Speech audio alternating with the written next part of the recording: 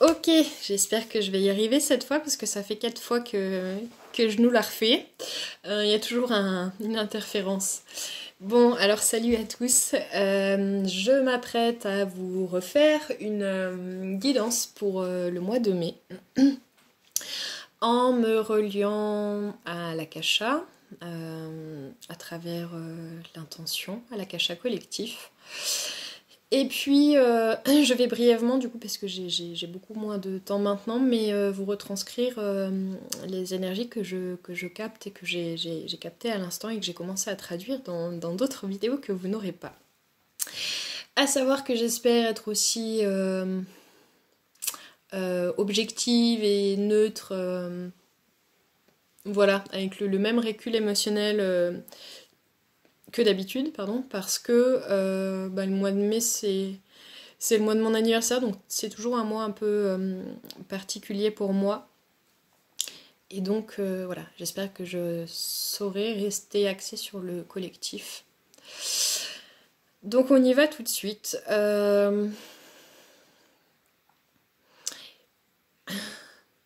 Et c'est marrant parce que j'ai pas envie de traduire forcément exactement les mêmes choses que tout à l'heure. Donc c'est peut-être aussi pour ça justement que la vidéo à chaque fois a dû s'arrêter. Bon, c'est globalement, hein, franchement, les mêmes énergies que... Voilà, sauf que c'est pas forcément traduit dans le même sens où... Bon, je vais le dire comme ça vient, j'arrête de tourner autour du pot.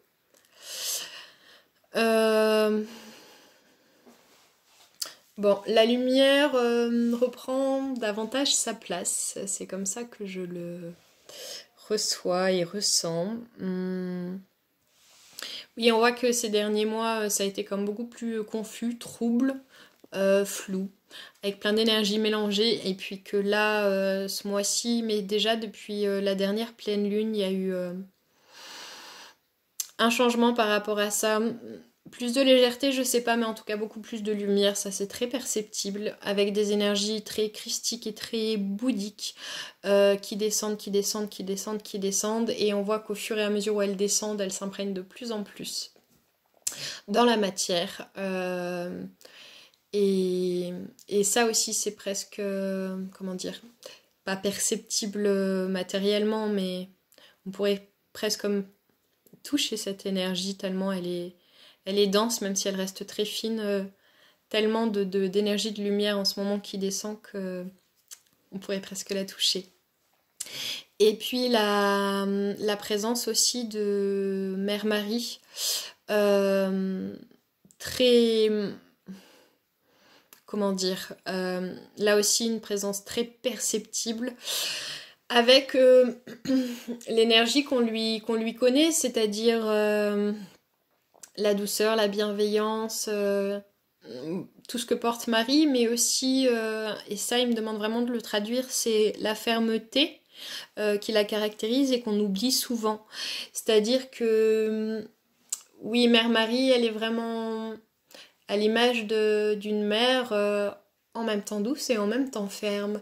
Et on voit que cette énergie-là qui nous accompagne en ce moment, justement, elle nous aide soit au quotidien dans différentes comme petites choses, mais ou alors pour des actions bien précises. Elle nous aide à acquérir cette fermeté pour nous assurer, nous affirmer, nous donner confiance dans nos positionnements. Voilà, que ce soit un truc beaucoup plus comme centré et implacable. Et en même temps, justement, sa douceur et sa bienveillance qui nous aide à affirmer ça simplement, sans trop de remous émotionnels ou de désalignement. Voilà, quelque chose de très, très simple, très ferme, très, très spontané aussi, et en même temps bienveillant. Voilà, pour tout un chacun, pour soi et pour les autres.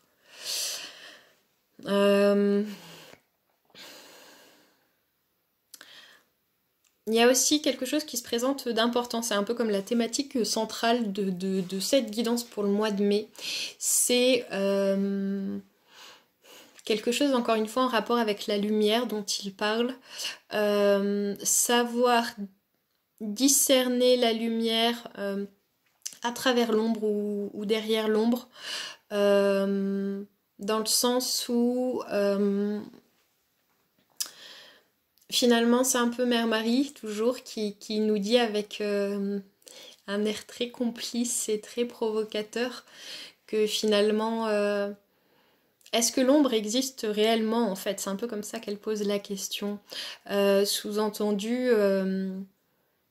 ça va plus loin que simplement le principe, si l'on veut, de l'ombre sert la lumière. C'est vraiment l'idée qu'en fait, la lumière est toujours cachée même au cœur de l'ombre et que si on arrive à déceler cette lumière dans toutes les situations un peu obscurcies que l'on peut vivre, j'allais dire ça nous aide, mais même ça nous entraîne, ça nous guide complètement à vivre ces situations avec beaucoup plus de simplicité et voilà, comme quelque chose qui coule de soi.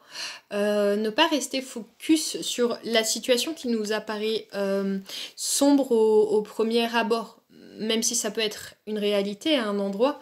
Ne pas oublier vraiment que cette ombre cache automatiquement une lumière quelque part et que encore une fois je me répète mais c'est pour bien me faire comprendre, si on arrive à déceler ok c'est quoi cette part de lumière là dans ce que je vis maintenant et qui me paraît absolument glauque ou dur ou sombre ou tout ça et qui encore une fois à un endroit peut l'être, eh bien ça nous aide à complètement renverser cette situation et à dépasser le côté obscur et ça ouvre une réelle porte vers la lumière.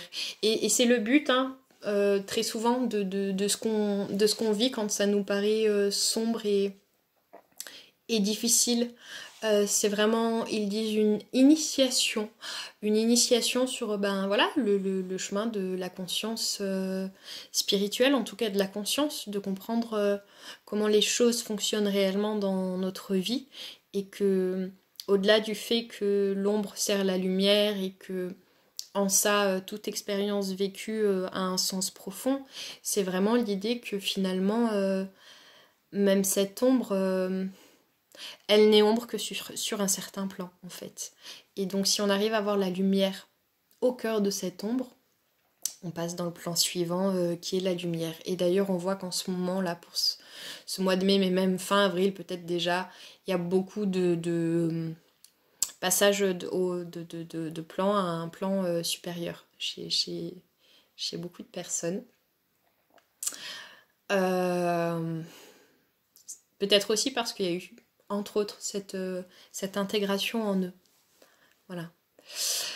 Ce que je dois communiquer aussi, c'est vraiment ce moment, dans ce qui peut être encore à dépasser, la question du vivre ensemble, et notamment entre les hommes et les femmes. Il y a l'orage qui gronde quand je parle de ça. Du vivre ensemble dans le sens où, au niveau de la société, en ce moment, on est un peu comme empêché, justement, ou en tout cas très limité dans le fait de pouvoir vivre ensemble normalement, j'ai envie de dire. Mais du coup, il y a comme un focus qui va être fait dans des sphères, des structures plus intimes, familiales, les gens qui vivent sous un même toit par exemple.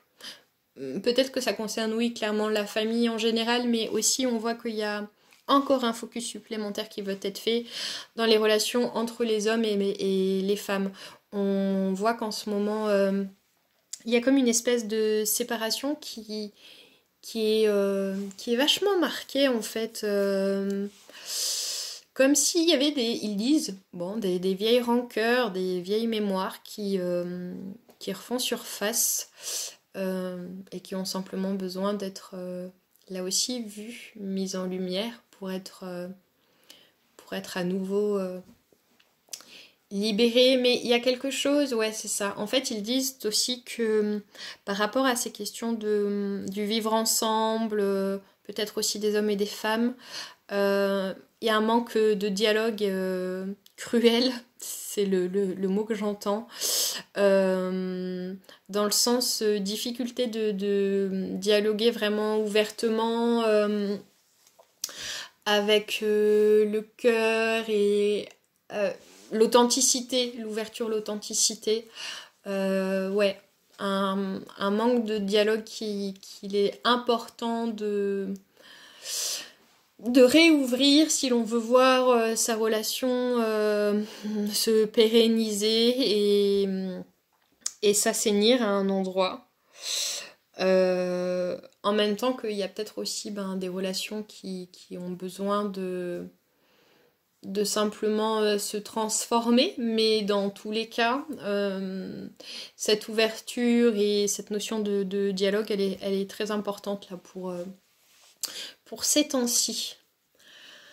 Je me concentre de voir si... Bon, je vous l'ai fait en accéléré, du coup, je suis désolée, mais... voir si j'ai traduit tout ce que je devais transmettre. Par rapport aussi à la vidéo que j'ai faite tout à l'heure, est-ce que je me suis rappelé de toutes les notions?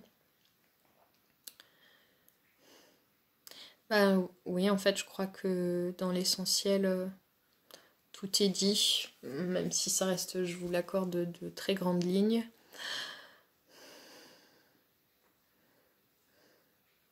Ouais, c'est ça.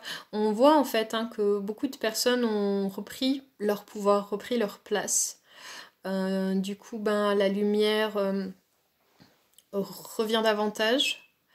En tout cas, ils peuvent davantage la ressentir en eux, sur eux. Donc il y a plein de choses qui s'éclairent. Il y a l'idée du coup, de pas mal de nouvelles choses dans différents domaines qui vont éclore, mais qui sont encore en gestation, du coup, par rapport au fait que c'est pas encore tout à fait le moment, comme il y a des chapitres qui viennent juste d'être clos.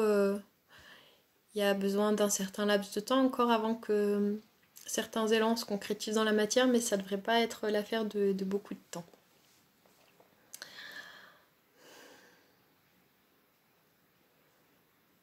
Voilà. Après, ce que je capte, c'est des sujets qui ont déjà été abordés pour les mois précédents, que je peux éventuellement rappeler, notamment la reprise de son propre pouvoir qui... comment dire... Il y a eu... Ouais, c'est ça. En fait, ils veulent exprimer que par rapport à ça, il y a eu beaucoup de... Ouais, ils ont envie de féliciter, d'honorer ces élans, cette espèce de force et d'impulsion qui, pour certains, a enfin émergé. Voilà, c'est comme si, bon, il était temps. Et puis pour certains, encore peut-être des doutes et des questions. Si c'est le cas, c'est ok, c'est que ça doit encore être vécu pour être maturé, pour arriver à voir les issues. Et du coup, ils disent, en termes de conseils, peut-être d'arriver à simplement rester centré sur soi, c'est-à-dire, ok, dans une situation donnée, admettons que j'ai un choix à faire ou un acte à poser. Ce qui peut m'éloigner d'arriver à acter ce truc, c'est non seulement la question de fermeté et d'assurance, mais c'est aussi la question de soi-même ne pas trop savoir comment se positionner. Et bien si on pense en termes de choix ou de direction à soi, forcément on a la réponse, forcément. Et ils disent pensons fusion avec nous-mêmes. Parce que ce qu'on recherche finalement, tous les êtres humains, c'est vraiment la fusion, l'amour avec cette intensité-là. Mais que bien souvent, tous, et comme l'ont déjà souvent répété mes guides, on se trompe d'amour, dans le sens où cette fusion, au lieu de la rechercher en nous-mêmes, nous la recherchons à l'extérieur. Et c'est ce qui nous empêche de vivre notre vie vraiment en accord avec nous-mêmes et de faire des choix alignés, en fait. Voilà. Bon, je vais m'arrêter là.